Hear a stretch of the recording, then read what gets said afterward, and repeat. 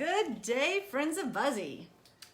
Well, very exciting today. Just as we were hitting our live stream with a new mechanism of broadcasting using StreamYard, we lost all internet connection. So you are hearing me live from my glorious office with no internet. So hopefully I've got my wonderful new microphone on and you can hear me, and we'll get rolling.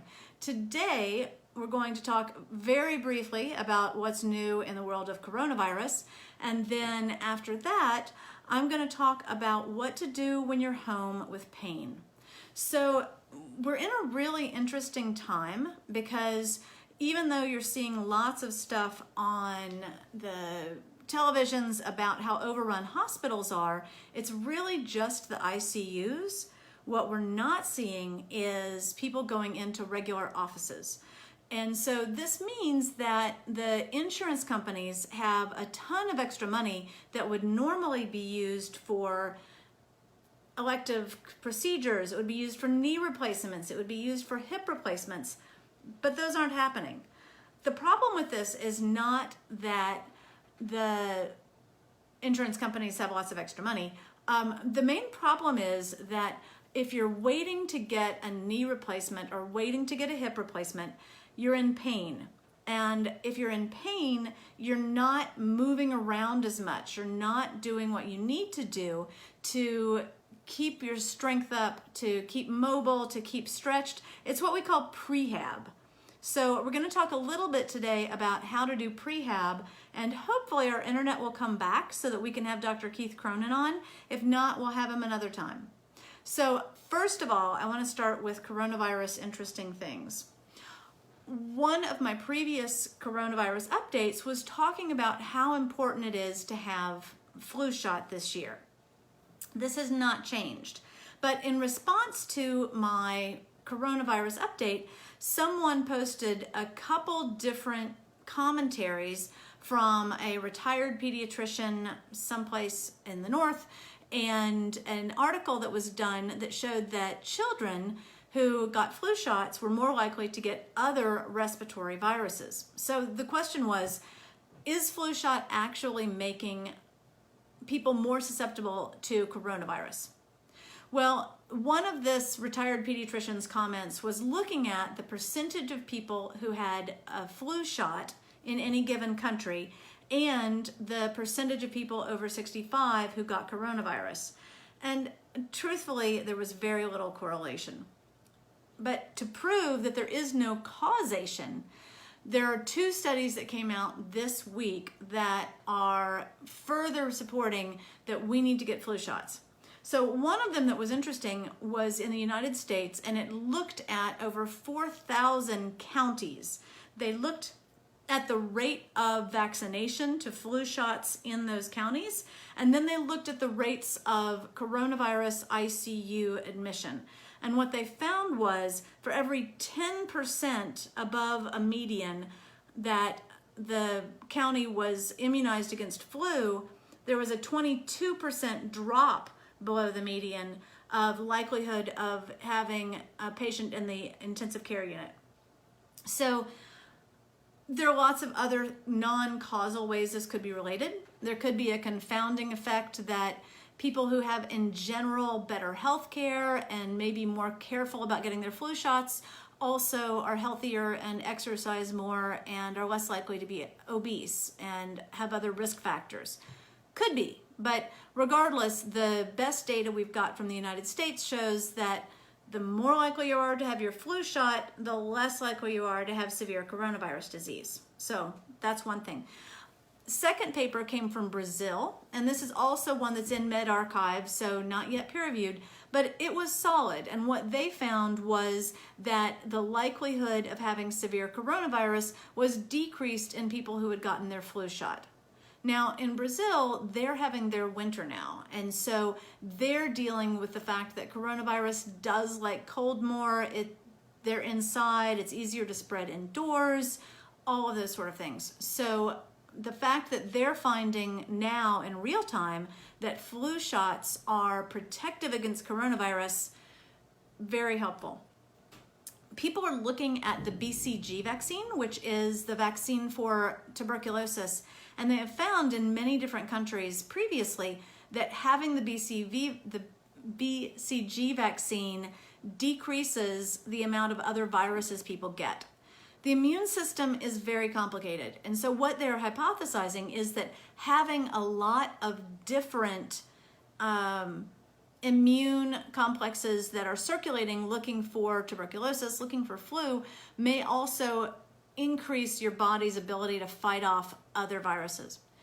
Fun fact, it turns out that if you get measles, your ability to fight off other vaccines goes down.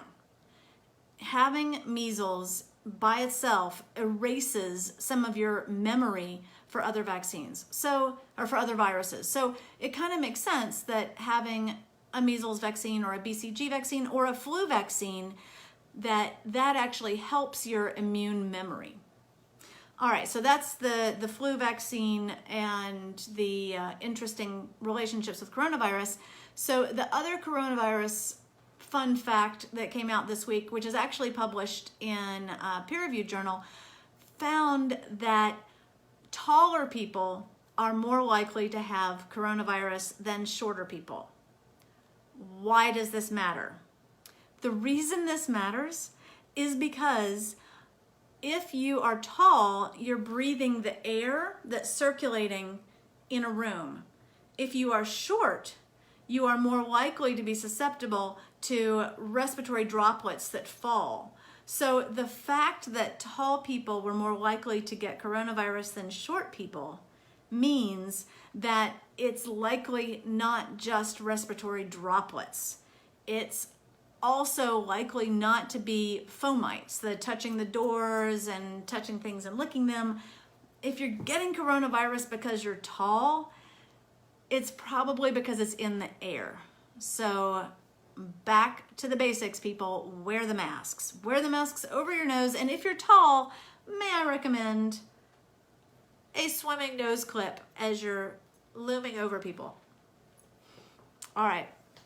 That is my bit of coronavirus for the day. Fun trivia facts. If you were going to cocktail parties, I think the fact that tall people get coronavirus, total fodder for social currency at one of those events. Let us go back to our primary focus at Pain Care Labs, which is pain. So the What Works for Pain that we have put together for this particular coronavirus staycation, the reason that we did this is because people who are dealing with pain have to deal with pain and fear and focus. And if you are stuck at home and you're afraid that you can't get your knee replacement soon, if you're feeling like you have no control over when it happens, all of that lends itself to a worse experience and less activity. Activity is crucial when you're about to go get a knee replacement. Eventually, whether it is 6 months or a year and 6 months, we will go back to normal. And when we do, if you've been waiting for your knee replacement, then it will be time for you to go get it. And the worst thing that can happen is if you have been home, unable to walk around, unable to go to the grocery, unable to keep the strength up. It turns out multiple studies have found that one of the biggest keys to recovery after a knee replacement is the exercise regimen before. The strength that you have before the knee replacement is critical for how well you do after. So one of the things that is important that you can do now is to relieve pain enough so that you can walk and build strength. So it can be as simple as, is knocking my phone over. It can be as simple as standing up and doing exercises. I'm on an exercise ball just to demonstrate. But there's something about almost falling over that certainly engages all of your muscles. So doing very small pulsatile raises is one of the best things you can do for your quads and your glutes to practice standing up. This is a movement after you have surgery that's going to be really important to getting up and moving around again, and that is strongly correlated with lower pain and faster recovery. So, okay, you say, I've got pain. I don't think I can stand up. I don't think I can do exercises or walk around because I'm waiting for my surgery. So this is where 3 things come in. First thing is on our download, the What Works for Pain sheet, magnesium. Magnesium is a super helpful anti-inflammatory, decreases pain, and if you're already on opioids, it helps decrease the ramp-up effect. It's called an NMDA blocker. I was talking to someone yesterday who was advised to take a ketamine infusion for a chronic pain because it would serve as an NMDA blocker. To me, this is crazy. Ketamine does lots of good things, including NMDA blocking, but if you want to stop ramp up, if you want to maximize your opioids that you're on already, magnesium is a quick and easy way to do it. 250 to 500 milligrams a day.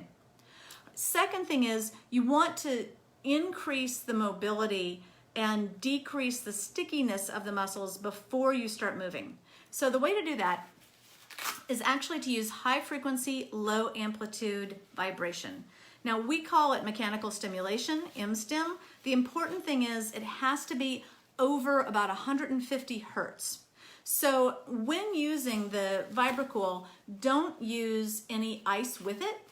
Just use the device, make the vibration go. Here, let's do that. Woo, here. And then put it on the joint that hurts for about 5 minutes before starting to walk around. So if you know that you're going to be, for example, swimming, and you know that this elbow hurts, so before you go swimming, use this for about 5 minutes to wake up the muscles and to separate the muscle fibers themselves so that when you do start exercising and moving, they don't rip, they slide. Third thing, after you are finished with a workout, use ice to decrease the inflammation. One of the vicious circles that happens when you've got an injured body part is that you move it and hurt it more as it's trying to protect itself. And then after you've been moving it, the damage, the catecholamines, the lactic acid, all of these things are starting to be formed by the cells where the damage has happened, with the goal of freezing that muscle solid so that it doesn't get injured again. So the next time it happens, you just repeat the cycle and it gets worse and worse. So with a tendinopathy, with a knee that's waiting for replacement that has a whole lot of muscles around it that are tense to try to protect it, start with the vibration, but after you've walked around, you need to use some anti-inflammatories. So take the ice, freeze it solid, and then add it with the VibraCool on top of the extremity for about 15 minutes to 20. So you want to have a long period of time to decrease the production of all of the cellular junk that's going to make it bad in the first place. We've got a lot more tips other places, but I have already run on. So the takeaways here are: get your flu shot.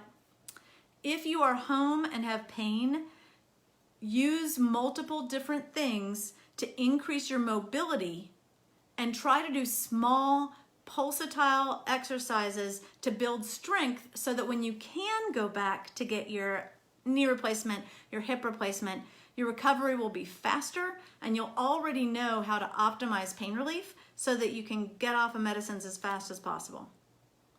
Thank you all for tuning in. Thanks for putting up with the technical difficulties. Subscribe, like. Turns out YouTube will put us higher up the more people that comment and say, woohoo. So please, if you are watching this on YouTube, give us a like or a subscribe, and I will be back when we've got more information.